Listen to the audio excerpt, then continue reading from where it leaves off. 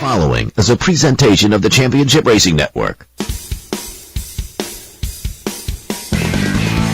Drivers, start your engines. Pull those belts down tight one more time, warm up those tires, hit your marks, and let's go racing, boys and girls. NASCAR, Indycar, Formula One, Formula E, and NHRA Racing Talk. This is the Championship Racing Network. Now here's your hosts, Steve West and Matt Nicholson, with producer John Myers.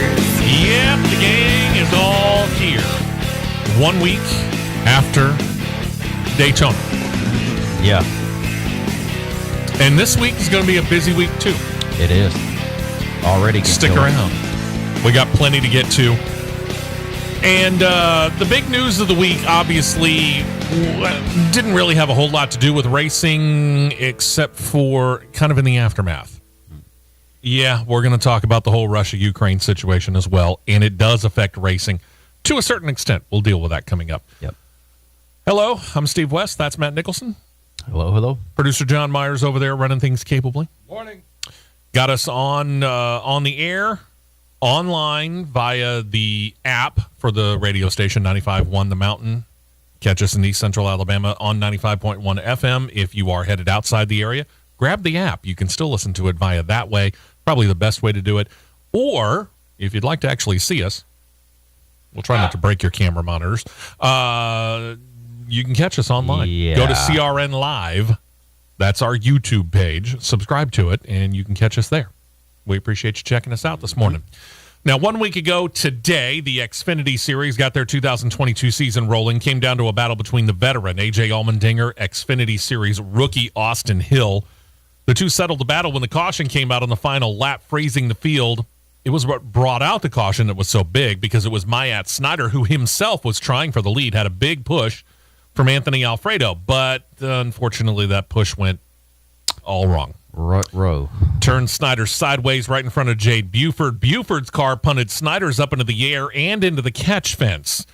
Then that particular action literally tore the number 31 apart, ripping both the axles and the motor out of the car. But when the hulk of the car came to rest, Snyder was sitting in a relatively, all things being considered, unscathed cockpit area. Yeah. And he was able to walk himself to the ambulance and go to the infield care center, where he was checked and released. Yeah. You're the driver here. I mean, we've talked about the safety aspect of this ever since the death of Dale Earnhardt, where NASCAR has not had a driver, thankfully, die in action since then. Now, we've had some pretty scary wrecks in that time. We were there at Talladega when Carl Edwards got punted up into the fence on Brad Keselowski's first ever win. Mm-hmm. And we've seen, who was it? I think it was Austin Dillon, who had his car come apart, and the motor, I think, ended up in the stands. No, the motor was actually on the track. That was Kyle Larson Xfinity in 2014. But we've seen these cars, and in some ways, that's the safety factor built into the car. Right. That when it gets into a wreck, especially a situation like that, the car is supposed to come apart to some extent to allow for some of the energy of the crash to be absorbed, so that the driver doesn't absorb it all. Yeah, energy dissipation. Yeah. Those clips are really made to, even though they are welded on pretty solidly, you have to look at one just close up to see how solidly they're welded, but they're really designed and made for the front and rear clip to shear away, so that energy dissipation stays out of the cockpit area. Yeah. Which is case in point exactly what happened with the 31 car of Matt Snyder. That was that was a pretty bad one. Snyder noted the safety factor built into the modern-day racer. He said, quote, back out front between Hill and Allmendinger, when the yellow officially was shown to all the field, NASCAR determined that Hill had gotten by Allmendinger, so Hill wins in his debut in this race on a full-time basis in the Xfinity Series, noting it was the second time in 3 years of winning the season opener, having done so in a first race with Hattori Racing. He did it at Daytona in 2019 in his Camping World Truck Series. results we just mentioned. Kyle Busch claims 6th. Last year's winner, Michael McDowell, David Reagan, and a Rick Ware Racing entry. Just goes to show pretty much anything can happen at Daytona. Pretty much. Brad Keselowski and Chase Elliott in the top 10. The win by Cindric and only his 9th career Cup Series start comes on his boss's 85th birthday. Quite the present for one Roger Penske. Another Daytona 500 win. No doubt. Cindric got out. He did the right thing. He thanked the fans because they sold out the season opener. He said, quote, "Oh, my God, do you know what makes this even better? A packed house." As we noted in the Xfinity Series recap, points mirrored the finish. We'll get back to that next week. If that race has the start-finish line at Talladega, It changes. Talladega's position, Chase Briscoe wins that race. I agree wholeheartedly. Over to the NHRA, they kicked off their 2022 season opener in Southern California, the NHRA Winter Nationals at Auto Club Speedway. Top Fuel finals came down to the drivers who have actually faced off against each other only one other time in their history. And granted, it's not that long. Justin Ashley and Austin Prock are just a couple of years away from being rookies themselves. Ashley came in holding a 1-0 lead coming into the meeting over Prock. Prock got off the light just a hair quicker. Yeah, but from there, it was all Ashley. Powered across the other end of the line, 3.694 seconds, 314.53 miles per hour. Claims his 3rd career Top Fuel win in the process.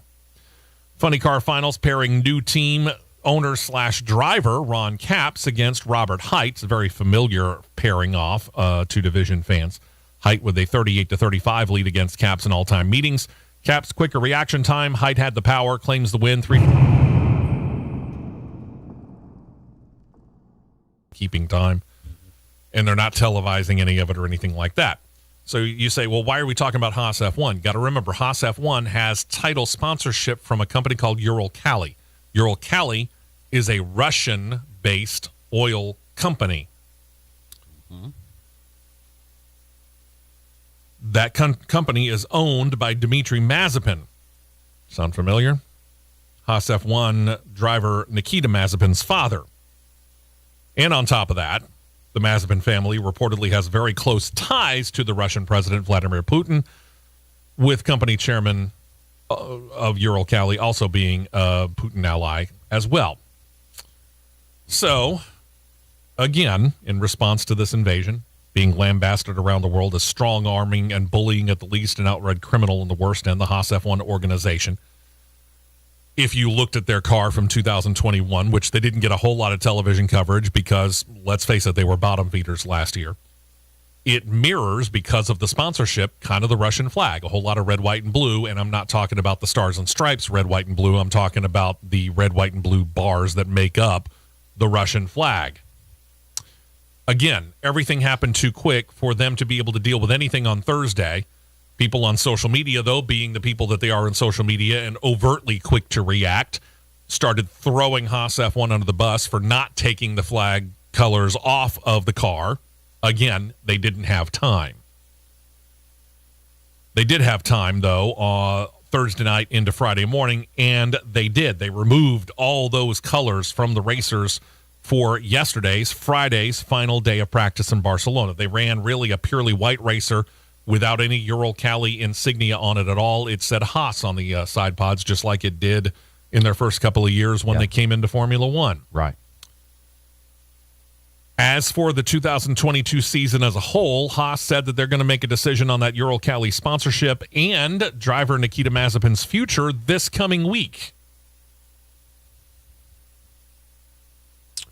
If I'm guessing, because here's the hint, take it as you will. Both Gunther Steiner and Gene Haas in the same statement but separately said effectively the same thing. Would it be a shame to lose the influx of money that a Uralkali sponsorship does bring in? Yes, it would be. But it would not be the end of Haas F1 if we said, hey, thanks for everything, go away. Right.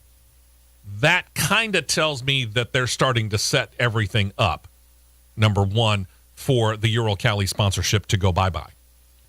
Number two, they also mentioned, hey, we've got our reserve driver who we've had for the last couple of years, Pietro Fittipaldi, standing by in case we do decide to get rid of Nikita Mazepin. to me, they've already worked out these lineages, these lines of succession, how we're going to handle this. Right. That's what that tells me. Mm-hmm. So, again, they're going to wait until sometime this week. We won't find out. And, of course, we'll have it covered, and we'll let you know next week here on the show. If I'm guessing, I'm saying there's a better than 90% chance that the Ural-Cali sponsorship goes away. And probably following the sponsorship is the driver. I'm going to say better than 98%. Okay. I could easily see that. I'm saying it's already all but gone. All done, but the actual words to the people? They're just working through the legalities of it, of how to end the contract in a legal manner. Yeah. It's overall, I'll say this. It's an unfortunate situation. That's putting it mildly. It's an unfortunate situation for Nikita Mazepin. It is. I would agree. Because because in this sense right here, he's really an innocent bystander.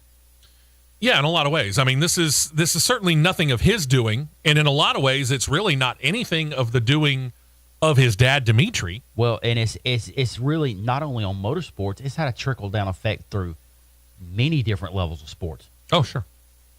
There was a World Cup qualifier matches that was scheduled, I think, in Moscow. They're gone. Yep. They've done away with them. They're going to reset those. There was something else. International Olympic Committee said that basically anything related to Olympics qualifiers that might have happened in Russia, not going to happen now. Not that they were thrilled with Russia to begin with. Right. And then something else we're going to touch on, too, that I told you is probably, I think, is all but gone. Yeah. We'll talk about that coming up here in a moment as well. There's already been spotting of another race being put into that scheduled slot. Oh, sure. Already. Yeah. You know. Not surprising to me at all. I will read something real quick that Nikita Mazepin put on his social media. I'm messing with my microphone trying to get it yesterday. This is a tweet straight from him. Quote, "To my fans and followers, it's a difficult time, and I am not in control over a lot of what is being said and done. Mm-hmm. I'm choosing to focus on what I can control by working hard and doing my best for Haas F1 team. Yeah. My deepest thanks for your understanding and support." End quote. Do they tell Nikita Mazepin to walk and don't come back? Or, looking at his experience, would they just effectively flip the roles of Nikita Mazepin and Pietro Fittipaldi, making Fittipaldi the main driver and putting Mazepin in the role of reserve driver? That's what I was about to say. I think they flip him. Because of the circumstances that it is, it's not anything of Nikita Mazepin's doing. Yeah. It's not his fault. You know, and if you tell Dimitri Mazepin to take your sponsorship and take a hike, it does say something to Dimitri, who can obviously bend the ear of Vladimir Putin and saying, hey, listen, but all the anger that's being directed at Nikita is very misplaced. Extremely. I mean, this is a kid who is... Yeah, I mean, he's got dad's money to help him get to certain situations, but considering what he has been able to do in places like Formula 2 and the ladder leading up to it, it's not like he's totally unqualified to be in that car. I'll give you, this is the perfect scenario right here of what his situation reminds me of from something we've recently seen. Okay. Nikita Mazepin and the sponsorship money that comes from his dad's company, Ural-Cali, to me is a direct comparison of this similar situation, God rest his soul, of John West Townley and Zaxby's. I agree. Yeah, I could agree with that. Got all the money in the world and can get basically any ride he wants to get, but could not drive his way out of a Walmart parking lot. Yeah. I mean, Nikita's talented enough to get to that level. He's not talented enough to play with the big boys. You know, his nickname is very, very well earned. He earned it very, very well last year. Maz Spin.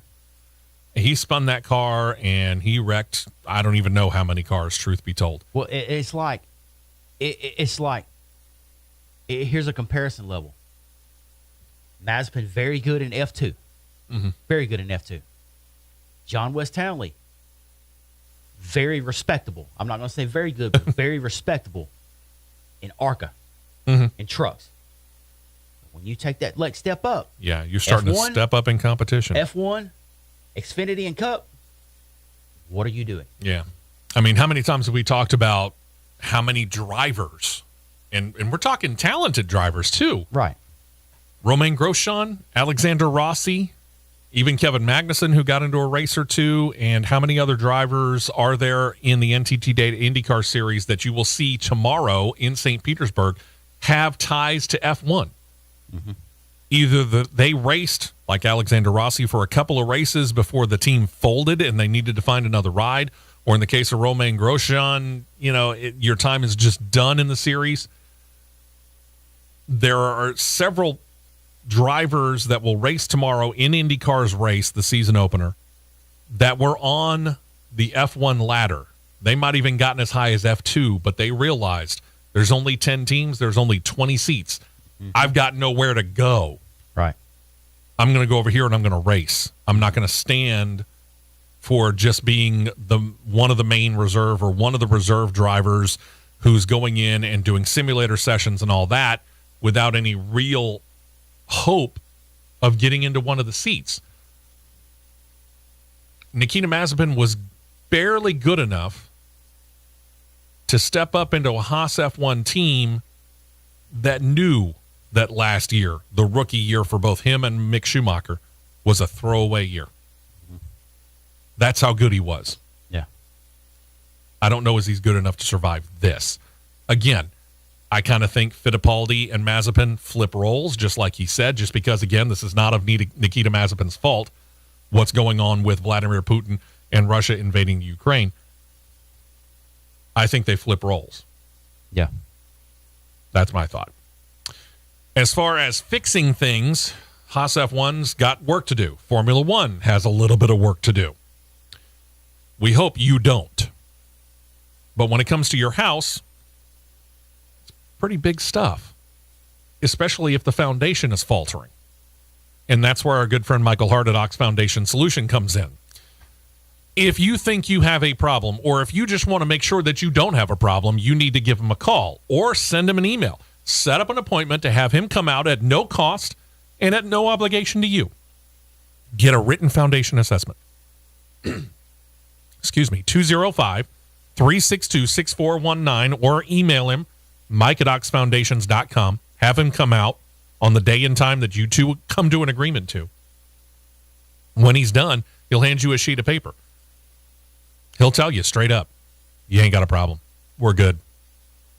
Or he'll go over it with you. I apologize. I'm all choked up. He'll tell you and he'll go over it with you what might be wrong with it, or what is wrong with your house, how much it's going to cost to fix, and then you throw out the fact that you heard it right here on the Championship Racing Network. Give the promo code WEST. You get 15% off of the price total that he just quoted you. What do you got to lose? 205-362-6419 or mike@oxfoundations.com. Set up the appointment now at no cost and no obligation to you. Make sure that you don't have a problem with your house's foundation because you want it to last for a very long time, and Ox Foundations can help you with that. And don't forget to tell them you heard about it right here on CRN. Don't touch that dial. The Championship Racing Network will be right back.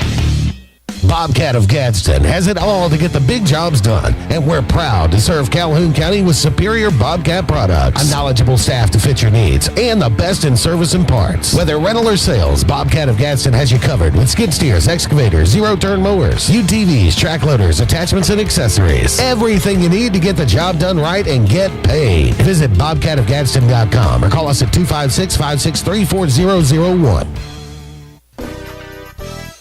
They say breakfast is the most important meal.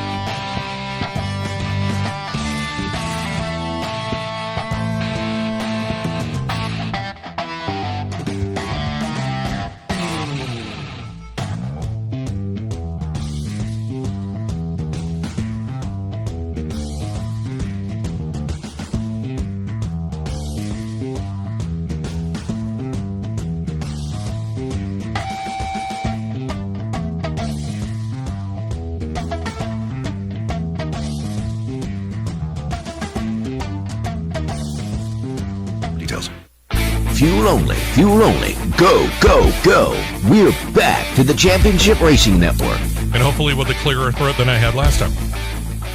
Hey there, I'm Steve West with Matt Nicholson and producer John Myers here. We went a little bit long on segment number 1, and I get that, but let's face it, this is pretty big stuff, and it has big repercussions. We were talking about Haas F1. They are going to investigate. Reed probably figure out the best legal way to tell Ural Kali to go away and figure out the best way to tell Nikita Mazepin that he's no longer the primary driver. But that's speculation on our part. We don't have any word officially. Formula One, they didn't wait. Formula One went ahead and canceled the Russian Grand Prix. This is their own condemnation of the Russian invasion of Ukraine. The race that was slated for September the 25th is now off. Formula One releasing a statement that said, in part, quote, on Thursday evening, Formula One, the FIA, and the teams discussed the position of our sport. The conclusion is, including the view of all relevant stakeholders, that it is impossible to hold the Russian Grand Prix in the current circumstances. The word led some to think that Formula One could potentially put Russia back on the calendar if things changed. That even included the promoter of the Russian Grand Prix.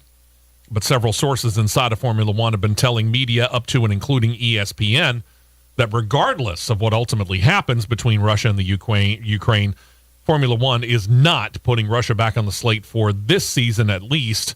Likely going to work to try and find another race to put in Russia's place to keep this season's slate at 23 races.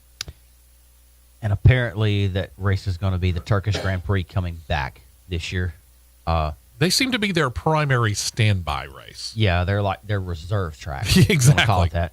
Because the on the F1 site, there have been the ticket sales have been initiated for the Turkish Grand Prix. Nothing official yet. Again, this is all leading us down a particular road that seems more than likely, but nothing has been made official yet. All we know is that the Russian Grand Prix is off and that Haas F1 is in reviewing their connection with Ural Kali and Nikita Mazepin. Yeah, even though talking about that wording of how they worded it with a possibility. Even though if everything was to absolutely cease and be back to business as usual, return to tomorrow, normal. Yeah, it still doesn't need to go back on. I would agree with that. It don't need to go back on and be like, hey, keep it up, we're going to hurt you worse. Yeah. For the record, 4-time F1 champion Sebastian Vettel had said the day of the invasion, Thursday, that he would boycott a Russian Grand Prix should that race go on as scheduled. F1 CEO Stefano Domenicali called all 10 teams into a secret meeting. All 10 teams on Thursday night discussed that race in particular, leading to, again, the cancellation of it. And I'm sure a lot of people kind of looking a little bit sideways at Haas F1 going, ball's in your court now. What you going to do? Yeah. As to the on-track action, Barcelona, Spain, Circuit de Catalunya, all 10 F1 teams were on hand for what, again, Formula One officially is calling a preseason shakedown. There was no TV coverage. Times were not being officially kept by Formula One, but let's face it, every single team was keeping time. Ferrari came out swinging on day one. Wednesday, Charles Leclerc sitting a fast time of 1 minute 20.165 seconds and ran about 80 laps in all before the end of the morning session. When it was all said and done, he was ahead of second place Lando Norris in his McLaren by about 0.3 of a second.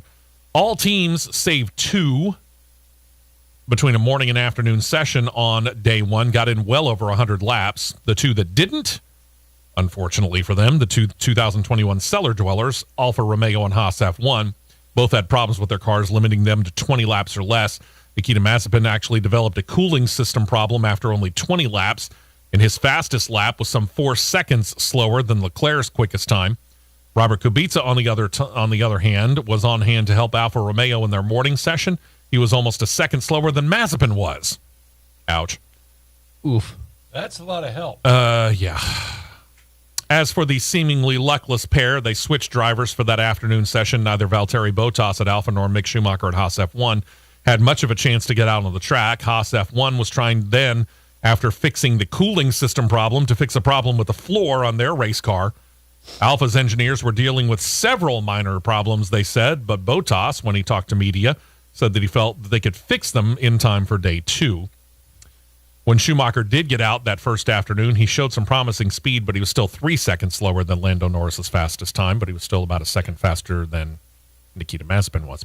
Here's my quick question. Yes? Wasn't this supposed to be the year for Haas F1? Well, yeah, we'll see. Let's go to the final day of testing, which was yesterday. The unofficial time showing that the drivers have indeed gotten somewhat more used to their new race cars.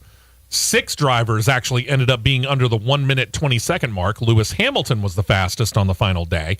He ran a 1 minute 19.138 second lap. The fastest 6, both Mercedes, both Red Bull, 1 Aston Martin, and 1 Ferrari, again, all under 1 minute 20 around the track. As for those Haas F1 and Alpha cars, more problems. The Alpha lost power during the morning section. They couldn't get it fixed in time for the afternoon session, so we just discounted their time, which was, well, in case you want to know, well above 1 minute 30. Nikita Mazepin tested the car as scheduled yesterday afternoon, and he, in only 9 laps before, ironically enough, developing an oil leak, was only able to squeeze in a 1 minute 26.229 second lap before he had to park it. F1 put a graphic out late yesterday of the number of laps completed total. There was a total of 3,109 laps completed by all the teams. Haas completed a total of 160 laps in 3 days. Alfa Romeo had a total of 175. Yeah. Alpine was 266. Aston Martin was 296. AlphaTauri ran 308. Williams ran 347. Red Bull ran 358. McLaren was 367. Wow. Mercedes ran 393. And Ferrari ran a grand total in 3 days of 439 laps. Let's just say that the 2 Ferrari customers of Haas F1 and Alfa Romeo, again, the bottom dwellers of 2021 season, have still got a lot of work to do to get those cars set. The speed may be there, but apparently the reliability ain't, so we can't tell. Gunther, get your boys working.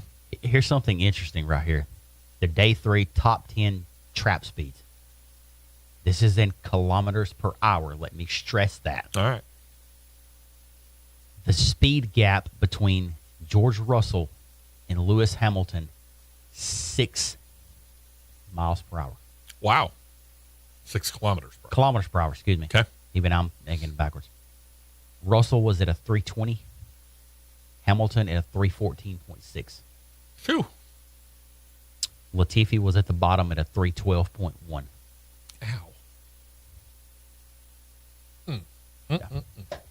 There's work to be done, boys and girls, work to be done, and we'll find out what it will be. What we do know is this. We told you last week that Alpine had signed a sponsor that has been within Formula One over the last couple of years, but had been with a different team. We told you all about it. BWT, it's a Swiss water purification company. We were wondering what the cars were look like. Well, if you're watching our CRN Live YouTube feed, you'll be able to find those out after we take this break. We're going to go ahead and take this break. When we come back, we'll show you that. We'll talk about the rest of Formula One news, which does involve a little bit of Michael Andretti connections to Formula One yet again. And we'll start talking about the Cup Series, Camping World Truck Series, Xfinity Series. Plenty of news to get to here. We're not that far into this particular edition, the last one of the month of February already. Right here on CRN. Stay right here for more on the Championship Racing Network. And we're back to more racing action on the Championship Racing Network. So last week on the air, we asked what the new Alpine 2022 Formula One racer might look like as they signed Swiss water purification company BWT, who has a very signature color. It's pink. So they came on board officially as title sponsor of the organization, which generally runs a very, very good-looking electric kind of blue. Right. With a little bit of red and white because obviously they're a French company. Well, they finally unveiled the 2 looks. Yes, there are 2 of them on Monday of this week. The first one showing a majority paint pink scheme with Alpine signature blue with a little bit of red and white striping along the back of the engine cowl. Then there's a second look. Features blue along the top, but pink along the side pods and the front and rear wings, which denotes the BWT sponsorship. Again, you can see those two looks on our YouTube feed, CRN Live, courtesy of ESPN. Oh, there. Yeah, there. Expect the mostly pink look to run for the first two races this year. Ooh. Kind of as a big thank you to BWT for coming on and giving them a nice influx of money. And then for the third race and the remainder of the season, go for the majority blue look. At least they say that's the plan at this time. If I'm the team principal of BWT, hey, Otmar, I'm staying with that blue, primary blue. The primary blue is sharp. Oh, it is.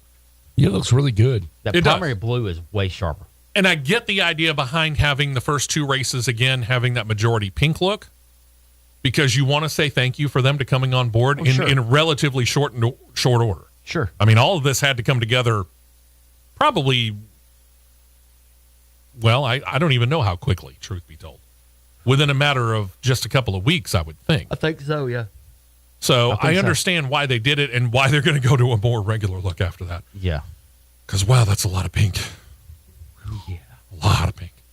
As noted on last week's show as well, Michael Andretti, who was interested in buying into a Formula One team last year but came up empty, has filed with the FIA an application to start his own team, which would be the 11th on the starting grid if he is approved and gets it running for the 2024 season, as he has said that he would like to do. Well, first things first, can he afford it? You talked about this last week. It could cost him up to about $200 million just to do the application.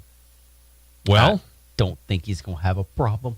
Does he have the money? Became the question, according to Michael's father, former F1 champion Mario Andretti.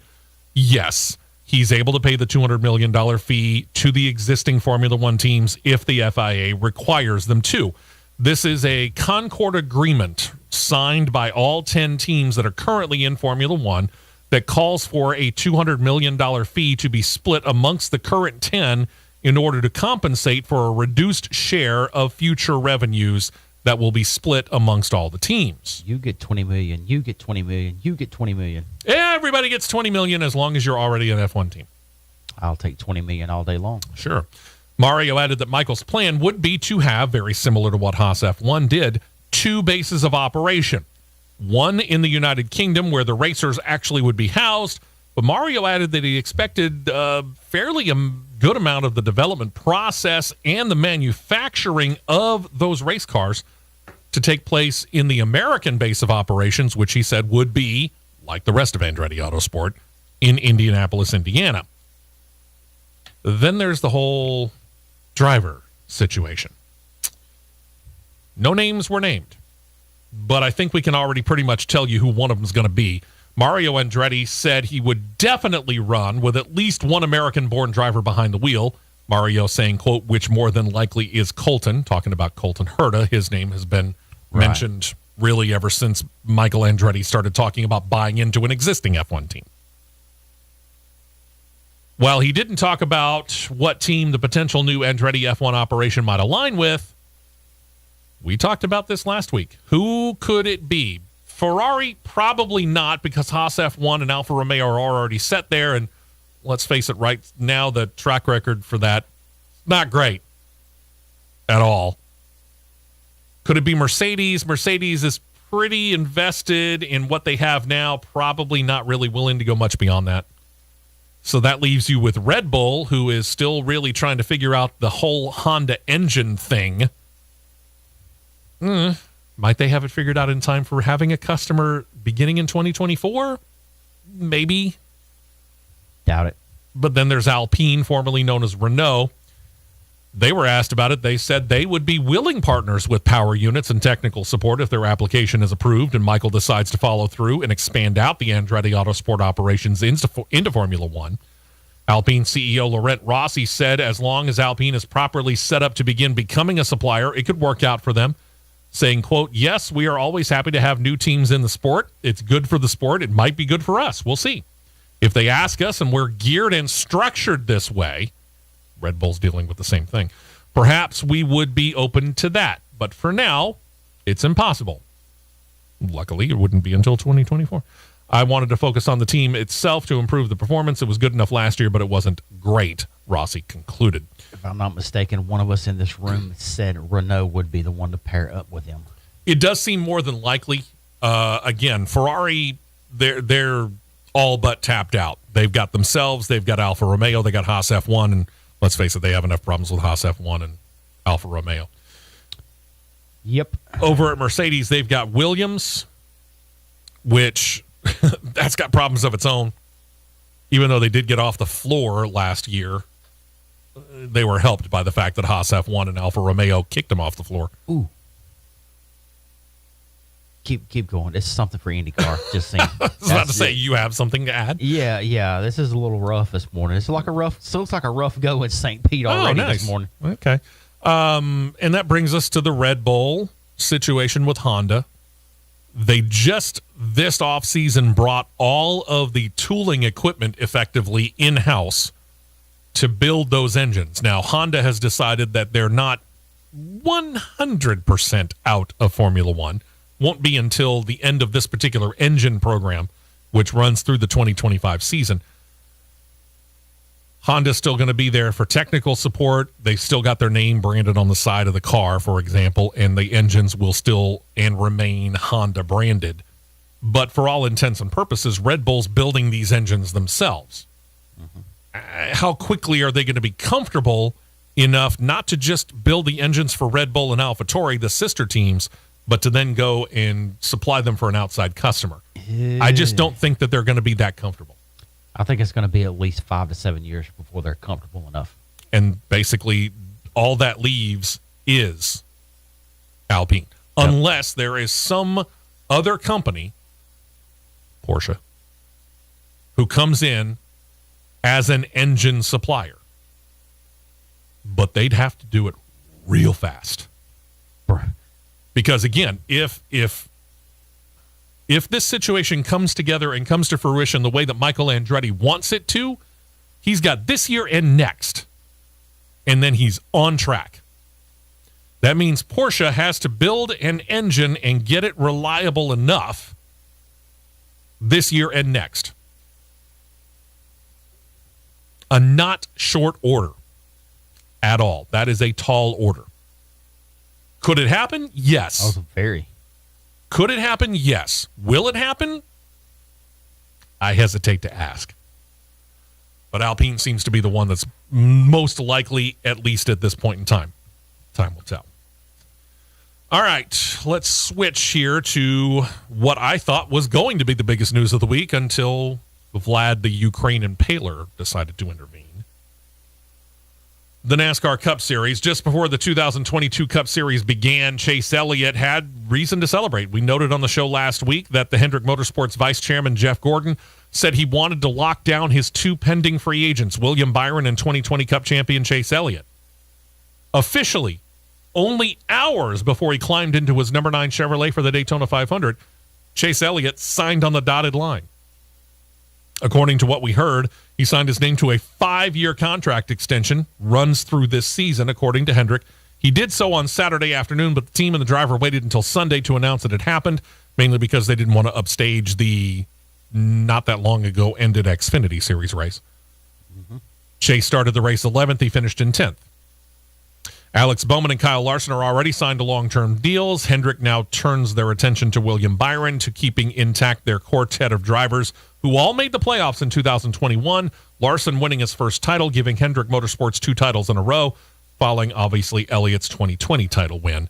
From what I understand, they're all but signed when it comes to William Byron. Right. Heck, they might sign that this weekend. We don't know. As we noted on last weekend's show, NASCAR confiscated some wheels from both Team Penske and RFK Racing after the Thursday duels. Roger Penske, the captain, clarified why they were taken by NASCAR for further study, saying, quote, "We had contacted NASCAR a week before, said that the wheels that we were getting were not all the same. We felt we needed to modify the holes where the drive pins go in. We didn't really get any feedback, so at that point, we went ahead, opened up those holes." Now, the new racers did have some problems with these new wheels. A wheel and a tire coming off of Kaz Grala's Money Team ride. Justin Haley appeared to break a wheel on his Cowlick Racing entry, and one of Penske's own, Ryan Blaney, had an issue when the tire changer had a problem getting the right rear tire off after stage 1. Wednesday, when NASCAR handed down penalties, they handed down penalties for the wheels coming off.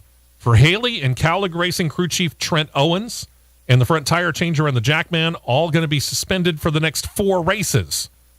As for the Money Team, their crew chief, Tony Uri Jr., along with the jackman and the rear tire changer, will then miss the next 4 points-paying races. I got to throw a flag on the play on that one. Whatever those races may be, by the way, because we don't know when the Money Team's going to get back on track. It's supposedly a Circuit of the Americas. Supposedly. We'll find out. I got to throw a flag on the play on that one. All right. Why are you penalizing the jackman? That is inexcusable, inexplainable, and inexcusable. Yeah, the tire changer I get. The crew chief is the captain of the crew. I get that. The jackman, does he even handle a tire at all? Off or on? Unless he's just assisting with throwing the wheel on the car, but with the single lug wheels, they can only go on one way. You can hit it right the first time. Yeah. I don't know. It's weird. But that's the way that NASCAR did the rules. All right. And that's the way that that's going to be. I think this is, here's where I'm calling another flag on the play. Sure. All right. Before the season started, they stated that if anything was modified from a vendor, there would be pretty stiff penalties. Yeah. This was technically modified from a vendor, even though if they was notified or not. Okay. Yeah. Kaz Grala situation, the wheel flat came off. It did. Justin Haley's, that wheel broke. That wheel flat out broke. Yeah. Why are you penalizing a crew chief for something that's really not his control and a jackman for a parts failure? It's a good question. I don't know. I haven't looked into the rules deep enough to know whether this is something that they can appeal. Oh, they're appealing. Okay. Cowlick's appealing. Thank you. Then we get back to what RFK Racing and Team Penske and what they did. NASCAR, as we talked about last week on the show, they took those wheels that they confiscated from Penske and RFK Racing and took them back to Charlotte and put them in the R&D center because they wanted to really see what the situation was. Boring out their holes, the pilot holes, as Roger Penske said, for safety purposes. NASCAR agreed with that. So they didn't penalize either team. Instead, they have actually instituted new wheel specifications beginning for this weekend. Saying this, quote, NASCAR met with next-gen suppliers and several race teams this week to discuss wheel specifications. Following that discussion, NASCAR made small adjustments to increase the upper tolerance on pin and pilot bores. NASCAR will reevaluate with suppliers and race teams to determine a path forward following this weekend's race. In other words, what we've got is what you're going to get basically with any brand new situation. And this is, for all intents and purposes, a brand new vehicle. You got to work the bugs out of it. And they found a bug. Team Penske and RFK Racing did NASCAR a favor. They found a bug, and they found the way to fix it. And NASCAR was right in not penalizing them for actually making these wheels and tires safer. So kudos to NASCAR on that. I do agree with you. In the situation where the part failed, I don't really think the suspension should count. It will count for this weekend because they didn't have time to hear the appeal. So it'll be in effect for this weekend. But going forward, you got to allow for some things here. You got to allow for some leeway. So I haven't physically, in which come Talladega, I will put my eyes on one of these and look at it closer. But pin and pilot hole. The pilot hole is going to be the main center hub on the wheel. Right. So you mean to tell me that there are actually pins around where the center hub is that help lock that wheel on? I guess. It's got to be. To help with... I haven't seen a close up enough picture of these to be able to tell you. I don't know. You can bet money when the end of April comes up. I will put my eyes on a lot. Yeah, we'll know a lot more after that. All right, we got to take a break. When we come back, what happened as for the race itself? A lot of people have been trying to throw dirt on NASCAR, saying, it's dying, it's going away. What did the television ratings say? We'll talk about that when we come back. Thank you for checking us out. Hour 1 in the books right here on CRN. We will be right back with more on the Championship Racing Network. 2 tires only, and back out to the track for more action on the Championship Racing Network. Welcome back in. Hour number 2 underway here. I'm Steve West with Matt Nicholson and producer John Myers, and we have talked a little bit about what happened last week, the schedule for this week, which is pretty busy. Xfinity today, tomorrow, NTT Data IndyCar Series gets their season underway down in St. Petersburg, and then we go out west, California, where NASCAR's Cup Series is at Auto Club Speedway for race number 2 of their season.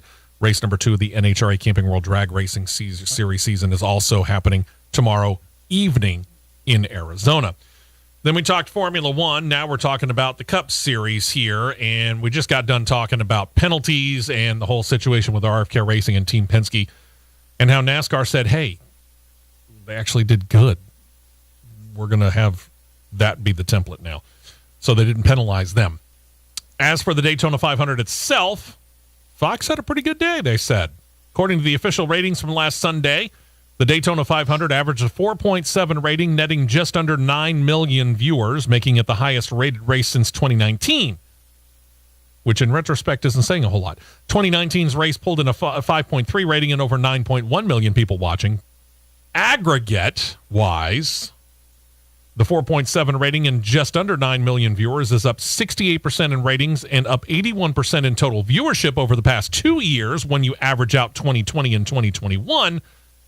But you got to remember that both of those races were rain delayed, with the 2020 race ending after midnight.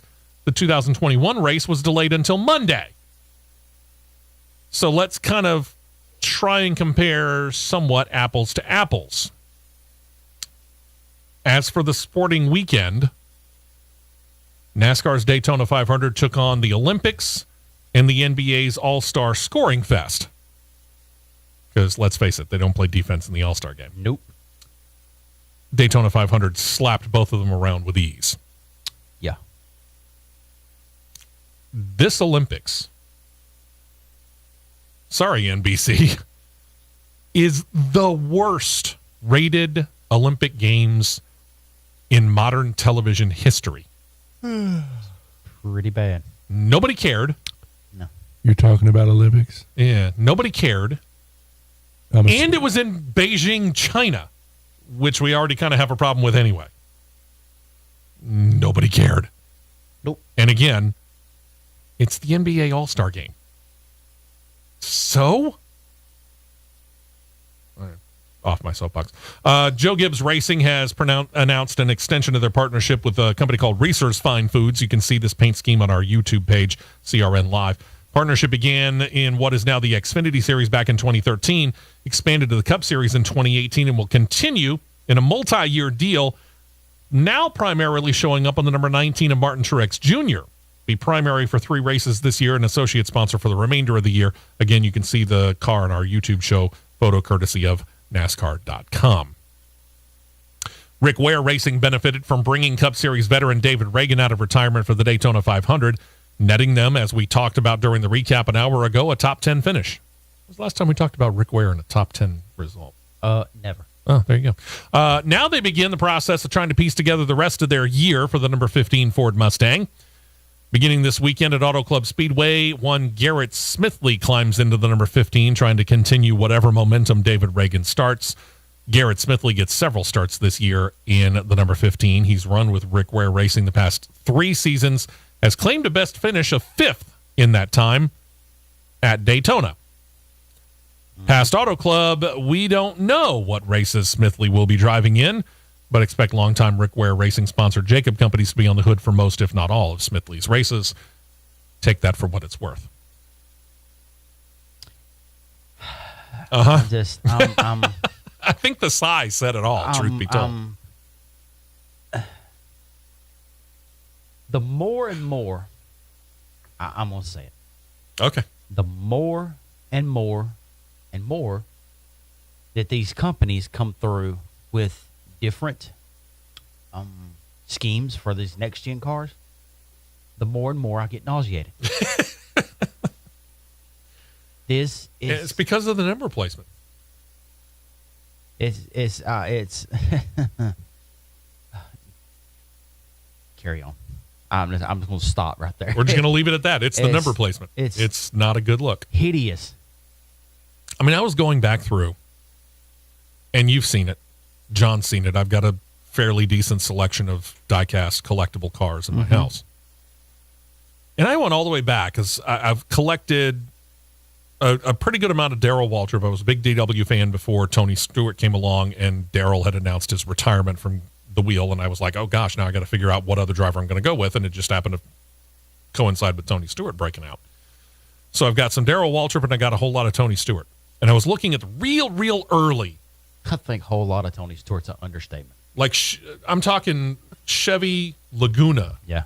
You know, the old Laguna SS model.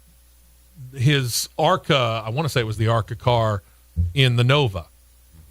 And then you got the Monte Carlo, the Bertha. And whether it was a Gatorade look or a Mountain Dew look, they had done a really nice job of having that number in its traditional spot, but having that sponsorship of Gatorade or Mountain Dew go from basically the tail panel up over the rear wheel well and up towards the number, which is effectively what we're seeing without, again, having moved the number forward. Right. I don't know why they decided they had to do that. But that'll be a sore spot for us for the rest of the year, so be it. Yeah, it will. To the Xfinity series, I actually wish I had gotten a picture of this because this car on the rollback going in after the wreck is a sight.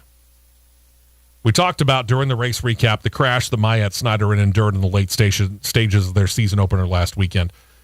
When he got out of the car after the crash, Snyder was complaining of a sore left foot. Again, this is a crash that tore the number 31 Tax Slayer-sponsored Chevrolet Camaro apart. The axles were off. The engine was out of the car, all kind of going in different directions. But the car's safety that was built into it allowed him to climb out of the car, walk himself to the ambulance, complain of a sore foot, but get checked and released from the infield care center where it was determined that he did not require a trip to the hospital in the aftermath.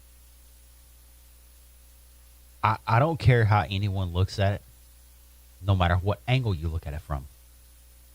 For that car, as we said earlier, to tear apart and dissipate like it did, and the cockpit area be virtually untouched, is no matter how you look at it, it's pretty remarkable. It is. On top of that, Fox Sports NASCAR reporter Bob Pockrass, it's easy for me to say, reported on Tuesday that doctors cleared Snyder further. He's actually going to be in the wheel for today's race at Auto Club Speedway, hoping to finish this race with the engine in the car and all four wheels and both axles in their proper place, because he would like to improve upon a 22nd place finish. Yeah. But as that crash happened, and the way the car dissipated and parts flew, and it flew into nearby area motor coaches and buses. The motor coach that got hit, you might ask? Mm-hmm. Michael Jordan's. Yeah. Yeah, if you watch from the angle where they're taking the picture from turn 3, looking back down the straightaway towards turn 2, and if they're out wide enough, you can see very clearly a very nice motorhome sitting off to the left-hand part of the screen, and I think that there was a person there. Jordan was there. Yeah. Bubba Wallace was there as well, along with others. But we don't know which person it was that was actually in the picture, that they were trying to get a better look at it, and then all of a sudden they realized that parts were starting to fly off the car through the catch fence, and they started running away. Yeah, it wasn't Jordan or Wallace, because I looked at that photo as well and then looked at succeeding photos of what Jordan and Wallace had on. It was not either one of them. Okay. But you want to talk about Michael Jordan, who's probably seen wrecks quasi-similar to this on television. Probably. This was his induction into seeing it up close and personal. Right.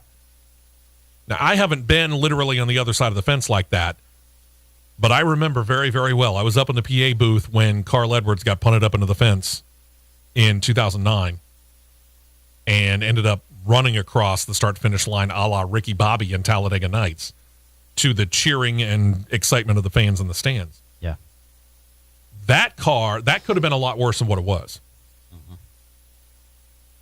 You and I watched on television. We talked about Austin Dillon. We talked about Kyle Larson. Both of their cars getting punted up into the fence. Kyle Larson's engine, as you corrected me, thank you for that. Yeah. His engine actually went through the catch fence and into the stands. Austin Dillon's car torn literally into shreds. It sheared away in the same fashion that Myatt Snyder's car did. Yeah. I mean, these cars were ripped apart. John, what do you got? John found the photo. John found the photo of Myatt Snyder's car. While that photo is coming up, a quick note about the Cup Series tomorrow that I just saw. For qualifying today, Kurt Busch will not get to post the qualifying time due to 3 failures of technical inspection. Ouch. And has to do a pass through at the end of the first lap. Oh gosh. But he passed on the 4th time. Well, that brings us to Auto Club. Xfinity Series shouldn't have a problem. They've run there, obviously not the last couple of years, but they've run there in the past, and we really haven't changed the car all that much. With this radically brand new car, and we've already talked about the surface, which is very aged at Auto Club Speedway. It's got a lot of undulations in there and everything. There's not a whole lot of clearance on these brand new cars for the Cup Series. I'm expecting to see a lot of sparks flying off the bottom of these things. Quite a bit. All right, let's get back to Xfinity Series news, shall we? Landon Castle was the very first driver in NASCAR to begin taking at least a portion of his driver's salary in crypto coin, and that has really started a major interest in crypto coin companies sponsoring NASCAR teams and or drivers. This latest bit of news also involves Castle and his 2022 team Cowlick Racing. Carnomaly, which touts themselves as the world's leading automotive cryptocurrency, has signed a deal to be a primary on the number 10 Xfinity Series Camaro for 5 races beginning this weekend. The other 4 will be spread over the course of this season, September at Kansas. Thanks to Cowlick Racing for the picture that you will get to see on our YouTube feed. Again, CRN Live. If you have not checked it out, we invite you to go to YouTube, type in CRN Live in the search engine. It'll bring us up. You can hit subscribe. It's free. It doesn't cost you anything. Go ahead and do that. And tell your friends. We appreciate it. Joe Gibbs Racing continues to fill out the number 18 car's roster of drivers for this season. It's kind of become their star car. Car is going to have several drivers take the wheel. The latest driver to be announced, Ryan Truex. This is actually a return to Joe Gibbs Racing for Ryan Truex for 4 races this coming year. He'll be in the car next weekend at Las Vegas, then spin at Martinsville, at Darlington, and then at Texas. All of his races coming up before June comes up on the calendar. As we noted, it's a return for him. He raced 13 times for Joe Gibbs Racing in Xfinity Series competition way back in 2011 and 2012. It's what been a while. Took you so long, Joe? Been a while. Is this a Joe or a Ryan thing? That's going to be a Joe thing. That's going to be Joe. To the Camping World Truck Series and another look that you're going to get on our YouTube feed, CRN Live. Spencer Boyd and Young's Motorsports signing a new deal with a company, truthfully, you might not be familiar with. Their name, Montucky, spelled as you might think, a little bit of a combination between Montana and Kentucky. Montucky Cold Snacks. They call themselves the maker of the unofficial official beer of Montana. Okay. Interesting. This new deal continues an associate sponsorship as well through the 2022 season, but they're going to be primary for 1 race. Again, the truck that you get to look at right here, Texas Motor Speedway. For those who don't know about the company's products, a quick look at their website shows they don't sell products in our home state of Alabama yet, but they do have locations just across the Georgia border. You can find out more by looking up MontuckyColdSnacks.com. Check out their offerings and where you can buy them. We appreciate RacingInsiders.com for that look at the truck on our YouTube show.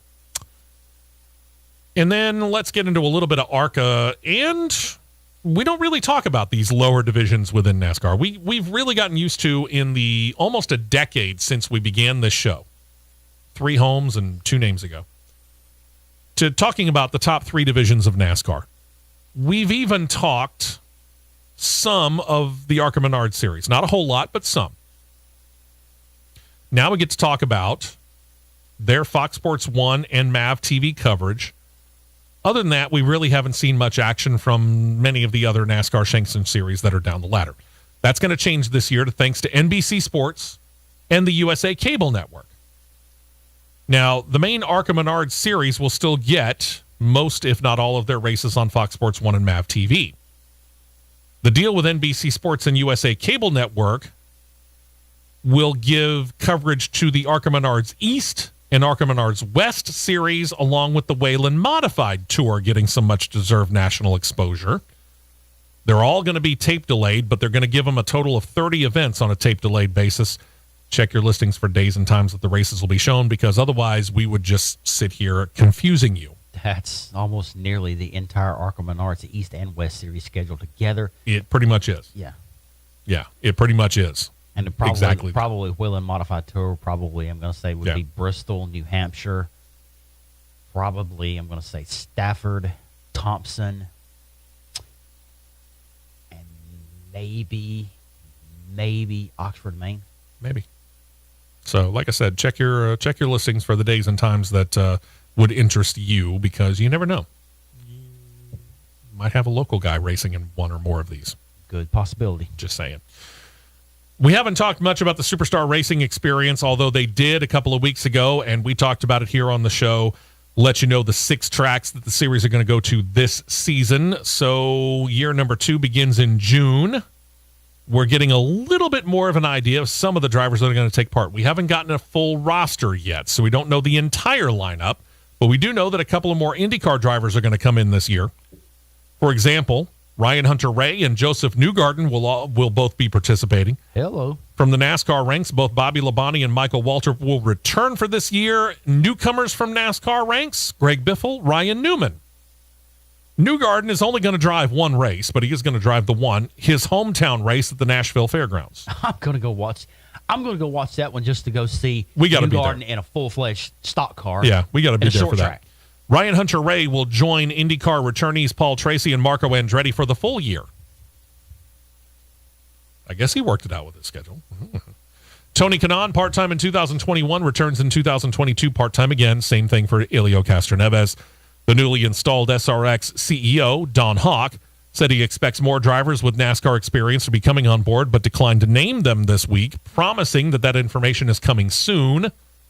As they did in 2021, you can expect there to be 12 cars for each of the 6 races, but Hawk admits there could be a 13th car entered in some of the events, not necessarily all.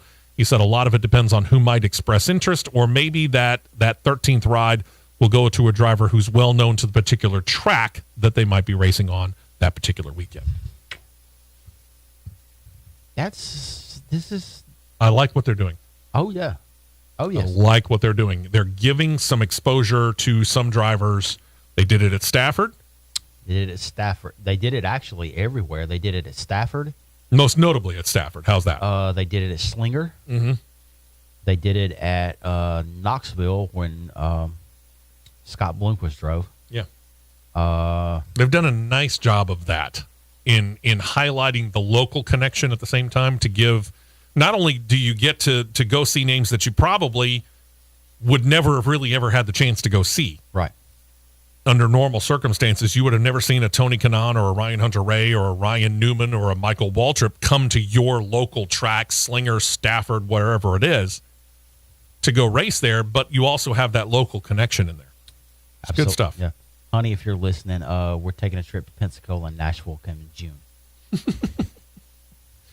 Just you and her? I don't think so. No, I didn't say she can go. She can find somewhere and stay at the beach. Her and Miss Karen can go to the beach, do whatever. There you go. Okay. We'll go to the I like racetrack. where you're going. We'll go to the racetrack. There you go. I like where you're going with that. All right, we got to take a break. When we come back, we're going to talk some straight line action. We got some NASCAR news, or NHRA news, I'm sorry to say. It's sad news, but we got to talk about it as well, because you want to talk about coming in, making a big noise, and then just all but disappearing. This is a guy who did that. He made a lot of noise for a couple of years, and then nobody knew where he was. Really, nobody in the NHRA ever got to know him. We'll tell you who we're talking about in his situation when we come back. You're listening to CRN. Don't touch that dial. The Championship Racing Network will be right back. Fuel only, fuel only. Go, go, go. We're back to the Championship Racing Network. We're back with, unfortunately, some sad news from the world of the NHRA. News that former team owner Barry Setzer has passed away. His name was pretty much the biggest within the NHRA back in 1972, 1973, when he owned the maroon and gold Chevy Vega, yes, Chevy Vega, funny car, that he put Pat Foster behind the wheel of. It was almost unbeatable in that day and time. That said, many probably wouldn't know Setzer if he'd ever walked up to him and either shook their hand or punched him in the face. Seems Setzer rarely, if ever, did interviews, rarely appeared with his winning driver in the trophy ceremonies, and as quick as he arrived with a winning car, he was gone. Long before he got involved in NHRA competition, Setzer was a fan of drag racing. He actually drove with the Superstock division for a short time in the late 50s, early 60s, and then he got himself the idea of beginning his own team. He started off with a Pro Stock ride, but had bigger ambitions, so began working with noted nitro engine builder Ed Pink, and started fielding that aforementioned Vega funny car out of Pink's Southern California shop. Setzer was the ripe old age of 28 when he got in as an owner. In the first race they entered in 1971, he actually had a driver by the name of Kelly Brown. They did make the final of the Spring Nationals in Dallas, but they lost there. Later that year, though, Kelly Brown did not live up to the expectations, and he switched off to one of the drivers that had beat him earlier on in the year, Pat Foster. That pairing paid off almost immediately. They got a win late in the 71 season, and they practically dominated both 72 and 73, not only winning many races, but setting and then resetting national records time and time again. But Foster left Setzer's operation after 1973, and when Foster left, all the wind seemed to go out of Setzer's sails for the NHRA. And even though Setzer technically owned the team for several more seasons, it was never again anywhere near as good, and he eventually just quietly folded the organization and went off and continued on his own and merry way to own and operate several other businesses. Barry Dean Setzer passed away very quietly January the 31st, survived by his wife Bonnie Lee and daughter Taja. The funeral was a private family-only affair in Winston-Salem, North Carolina, but NHRA officials and some of the competitors who did remember his time then sent their condolences. Barry Dean Setzer was 79 years old. Turning our attention over to the American-based open-wheel series, the Indycar series. First things first. Before we get to what's going on down there, I want to mention this. Because this is actually quite key to what Matt's about to bring up. IndyCar teams are being hit by the supply chain shortages that are plaguing NASCAR teams in the early going of the Gen 7 stock car. Chevrolet and Honda, the two engine makers for IndyCar, confirm they are still on target to begin production of the new Ford 2023 engine package. Let me repeat that, the new Ford 2023 engine package. It'll remain twin-turbo in its base form, but they're going to go up from 2.2 liters in a V6 form to a V6 that spreads out to 2.4 liters. So it will be a more powerful engine next year. The supply delay may affect the planned testing schedule of the new powertrain, but if Chevy and Honda say they're prepared, what's the holdup? Well, it's the hybrid portion of the new power unit. It's what's being backed up. It's so backed up, in fact, that the testing that was slated for this coming week in St. Petersburg after this weekend season opener has been pushed back. Most feel it'll now debut in a test session at Barber Motorsports Park after the Honda Grand Prix of Alabama.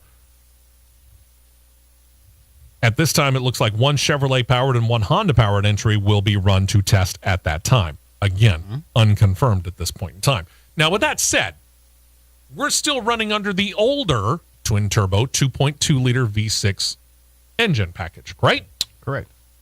Explain what you're about to tell the people about what's going on in this morning's test session. Actually, it's not this morning's test session. It's official practice. Okay, whatever. For the Grand Prix of St. Petersburg. Whatever it is. Yeah. They're on track. Yeah, they're on track. Try to explain how they did what they did. The track record in practice has fallen. By a fairly significant portion. They are under 1 minute. Now, it's a 1.8 liter street course with 14 turns. A good majority of them are 90 degrees. There's a couple of hairpins, too. Couple. Yep. What was the record before? The track. Let me pull the. All I know is the track record was broken. But let me. Be interesting to compare the two. It would be. While he's looking that up, Steinbrenner Racing, begun in 2016 by George Steinbrenner IV, who was 20 years old at that time when he formed a partnership with Andretti Autosport for an Indy Lights team. Colton Herta as their driver, ran their first race in 2017. That pairing with Herta moved up the ranks into IndyCar and have continued as a pairing. That said, Herta's now officially an Andretti Autosport driver, leaving the team's combined effort, the number 25 of Andretti Steinbrenner Autosport, to be driven this upcoming season by a very highly heralded rookie by the name of Devlin DeFrancesco. Got it. It's not the only change. Another child of Hank Steinbrenner, part owner and co-chairman of the New York Yankees, is Julia. She's joined the race team officially as co-owner, very heavily involved in all the Steinbrenner family sports operations. She's also co-president of the New York Yankees Tampa Foundation, serving on a number of boards in and around the Tampa, Florida area. So why the change? Well, Hank Steinbrenner, the son of the well-known former Yankees team owner George Steinbrenner, the boss. Hank passed away back in 2020. Since then, the Steinbrenner family's been kind of trying to figure out who would take over as the face owner of the team. It'll actually be George IV. He'll take a couple of steps away from the IndyCar team to take on the role of the Yankees face, assuming the owners and the players can get over themselves and come to terms that'll end their lockout so they can actually have a 2022 baseball season. But, hey, that's another story altogether. Yep. So Julia comes on as co-owner of the IndyCar team. Congratulations to her. The official IndyCar lap record, Okay. as their words. At St. Petersburg. Track record is a 101.46. So they dropped a second and a half off the old track record, at least. What was the fast time? The track record that was broken in practice, the now lap of record is a 59.734. Almost 2 seconds. Where did they get this speed all of the sudden? Wow. I don't know, but knock it out, man. One Scott McLaughlin destroyed it. Why am I not terribly surprised that Scott has suddenly broken out? We were wondering last year when he was kind of have that breakout. And he was. I'm not going to sit here and say that he was ever horrible last year, coming over from the Australian V8 Supercar Series and debuting. I mean, the guy won the IndyCar Rookie of the Year. He was not invisible. He was a good racer. But I think there were a lot of people that were expecting. I think there were a lot of people, truth be told, that were expecting him to win. They were. So you had a lot of people that were kind of questioning what's going on with Scott McLaughlin. I don't know. Found him. But I'm going to make one other point here. Mm-hmm. Since we're on this subject about speeds falling. Sure. Apparently, 24 of the 26 broke the old track record. The two that did not break it. I was about to ask, who are the two that didn't? Shall I guess? I'll give you one guess, yeah. Haas? No, we're talking IndyCar. Oh, IndyCar. I'm sorry.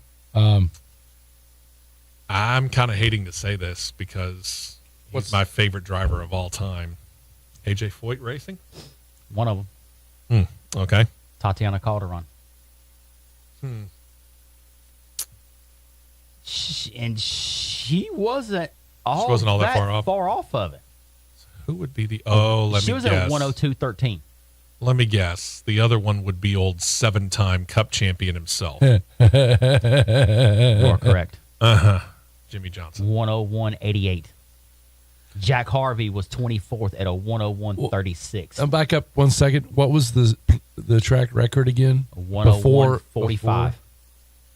And So he came in off. at 101 what? 88. He was 4/10 off.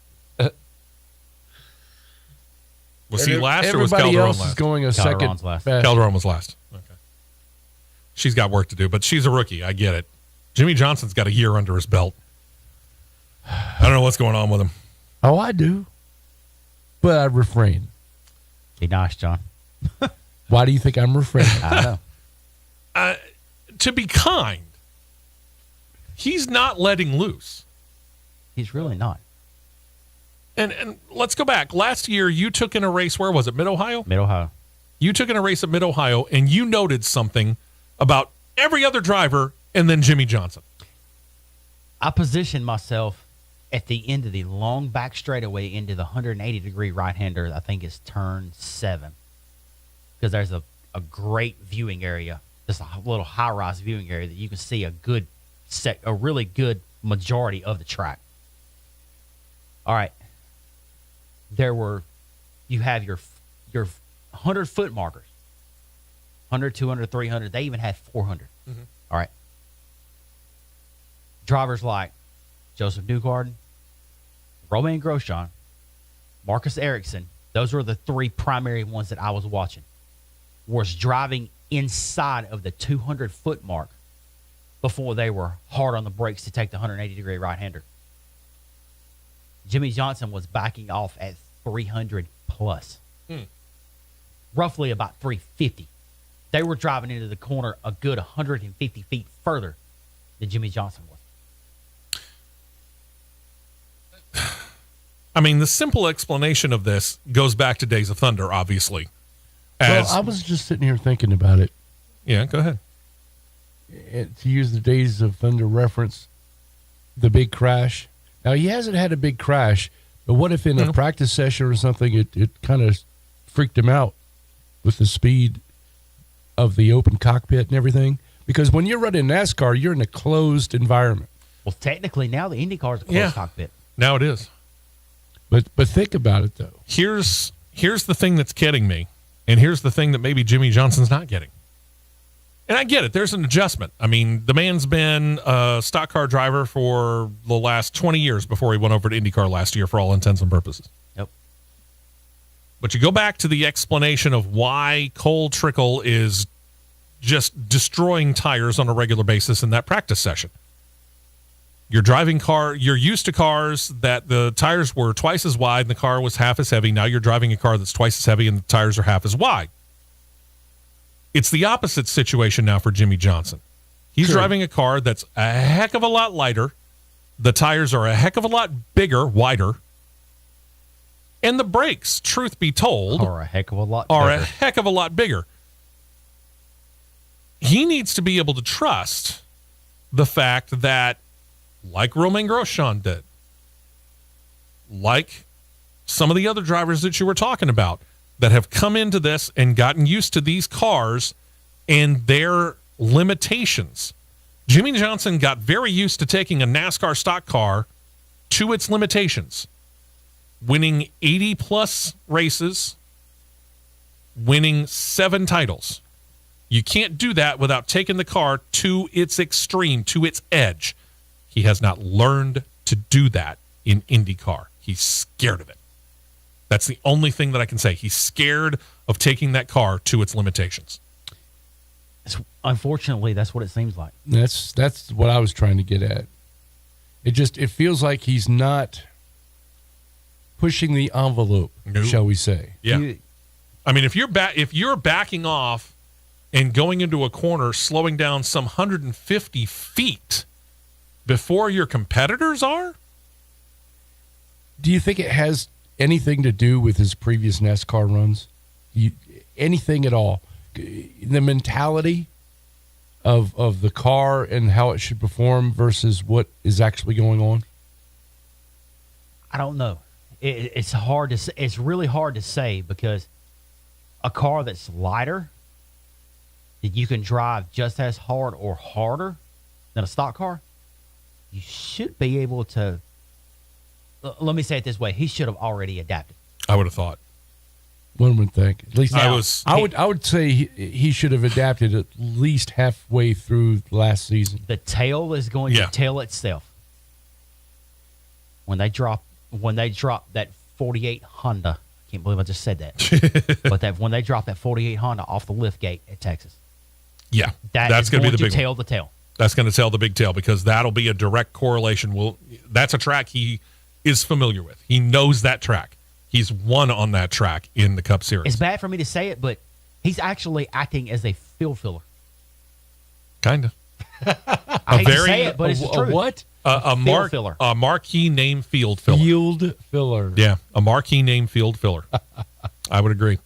Well, even though Jimmy Johnson's not taking chances with his car, just like he's not taking chances with the car, you don't want to take chances with your home. How's that for a transition? Michael Hart at Ox Foundation Solutions is the guy you need to call to make sure that there is nothing wrong with the foundation of your home.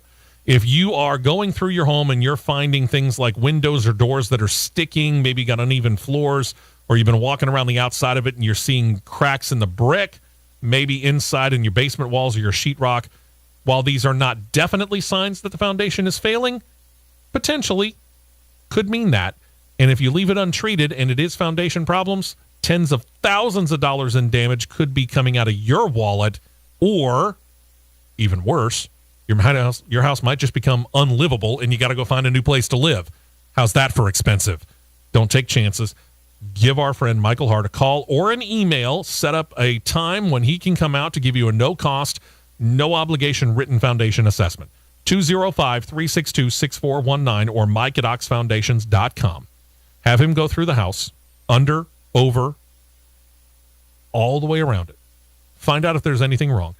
And when he next time knocks on your door, he'll hand you a sheet of paper. He'll have one for his files. He'll have one for you.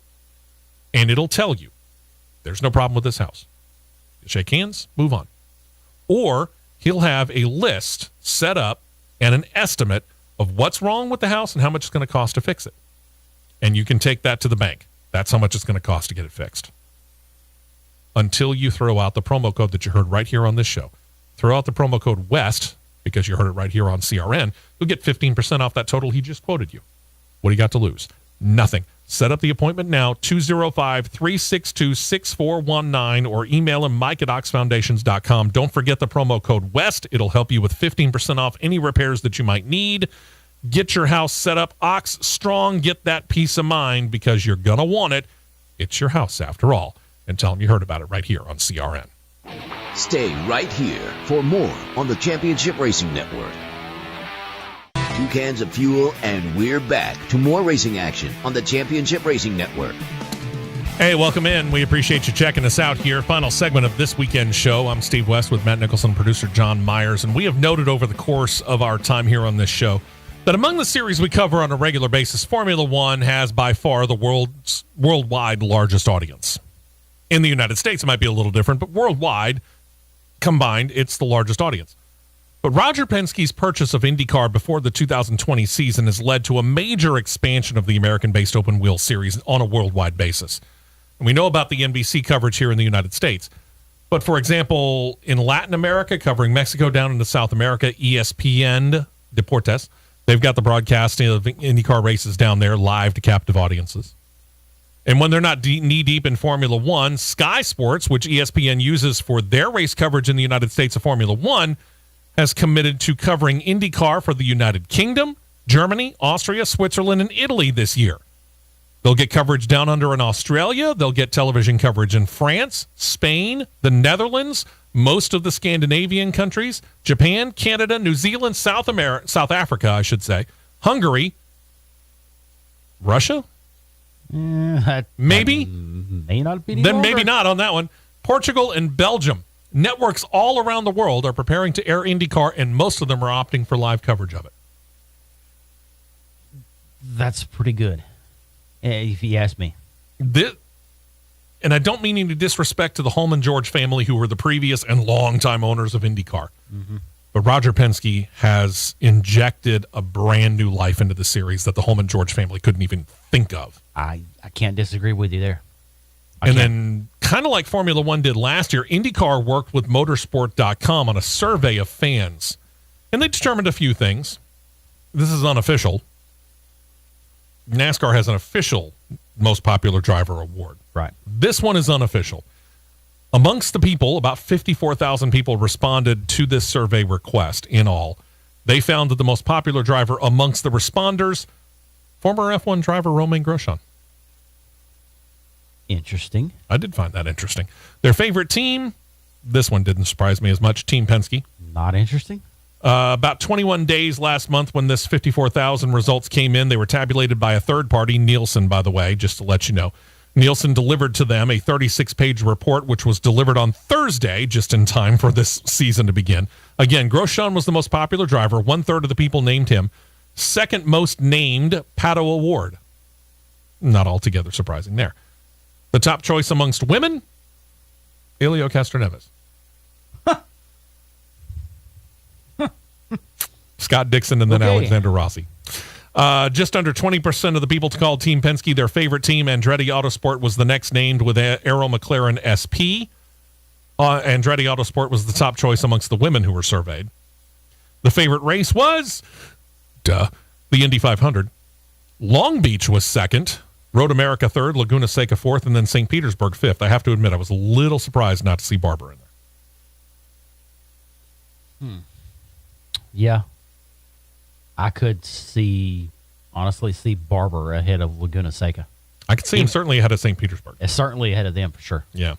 The breakdown of where people were as they responded, over half of the people responding, 56%, lived in the United States. And then percentage-wise, France, the United Kingdom, Japan, and then Canada.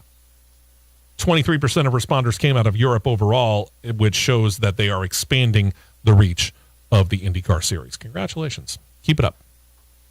Roger Penske, again, you're doing amazing work. Last year, had the chance to go up there. My wife, Karen, and I went up there, checked out the weekend where Indy and NASCAR were there. Mm-hmm. Just what he's done to the grounds at Indianapolis Motor Speedway. Don't worry about the series overall. Just go see what the difference is between when Holman George owned Indianapolis Motor Speedway and now Penske owns Indianapolis Motor Speedway. It's an amazing difference there. Night and day difference.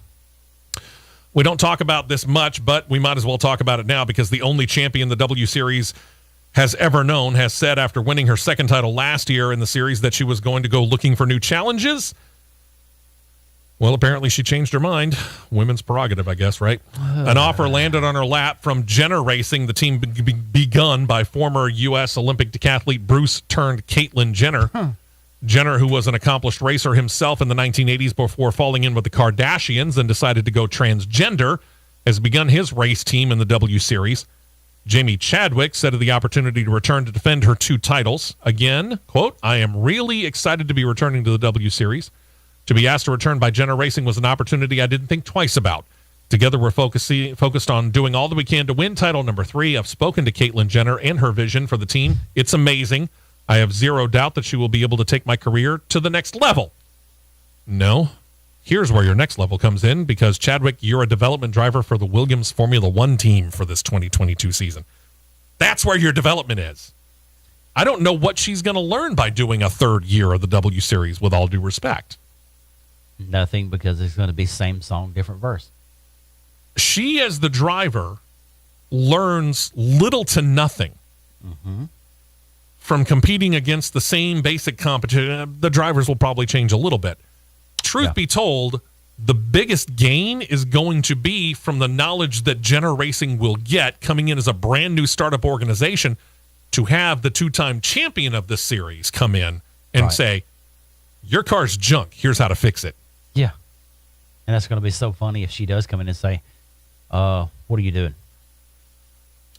What are you doing? I don't know as she's going to have much of a choice. I mean, again, accomplished racer or not, we're talking about the 1980s and the sports cars. I don't think Jenner ever got into an open-wheel racer somewhat similar to this. Not that I know of. Got nowhere to go. You have no idea what's going on. You're building something from scratch that you have never had any experience with at all. How are you going to walk in and have a highly competitive racer right off the bat unless you bring in, kudos, the 2-time champion to tell you, hey, this car's junk and here's how you got to fix it. It's a great hire for Jenner Racing. It's a sideways move at best for Jamie Chadwick. Yeah. Now, if it was a SCCA or a Trans Am thing, I might give a little bit more credence to it. yeah, I agree. Fully agree. And one more note here before we get ready to wrap things up for today, and it comes to Formula E. Formula E isn't going to race again until April. Hear me out. April. They're taking the entire month of March off. I don't know why. But anyway, they are going to be active in a way by coming to South by Southwest.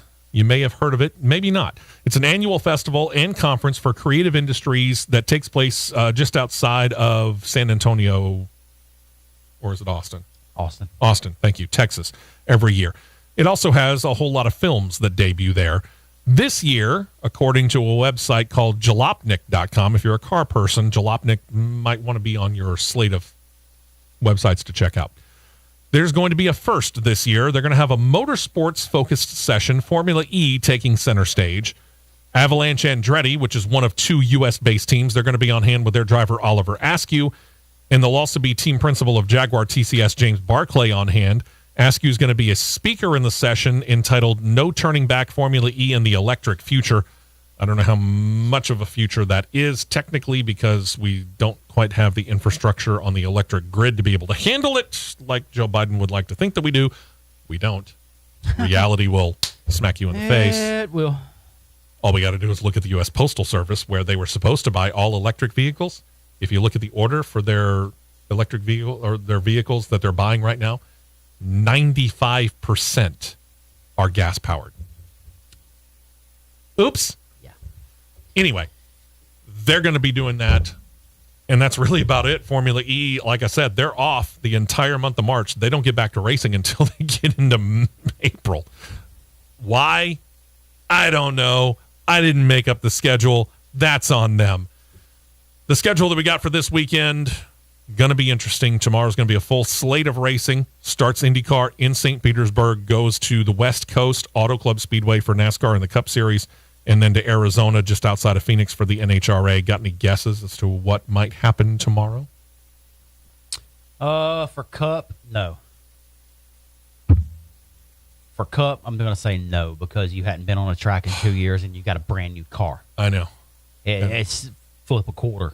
It really is. I mean, I want to kind of look at some of the guys that have been the best there over the past, but I'll be honest with you, this is such a wild card. As much as I actually kind of say I would like to choose Kyle Busch, I can't. But if I had to go with anybody, it's not Kyle Larson, Alex Bowman. Alex Bowman? I can see that. So we'll see. IndyCar tomorrow, going to be fun to watch them finally get back onto the track. And, well, we'll see if Tony Stewart Racing can do any better in race number 2 than they did in race number 1. Absolutely. And John Force is still looking for win number 153. Don't count him out. No. Go, John, go! Don't count him out, man. Don't count him out. I'll tell you what, let's do Camaro. Talk about a guy who's just excited to be there, man. He is thrilled to still be in action, and who can blame him? You know, if you get that much fun out of doing what you do, keep going. He's the Red Farmer of drag racing. Absolutely. Absolutely. You can't beat the man. Speaking of which, Bama Bash. Yeah, that's coming up actually 3 weeks, I think. There you go. Talladega Short Track. Yeah. If you haven't got your tickets yet, go ahead and get them because you're not going to want to miss this, the return of the Bama Bash, Talladega Short Track. Y'all have a great weekend, rest of your weekend. Hope you enjoy the racing. Dodge the raindrops if you're anywhere in the state of Alabama because, well, that's coming tomorrow. Be a perfect time to stay in and watch racing. Absolutely. And we'll be back to talk about it next weekend right here on the Championship Racing Network. See ya.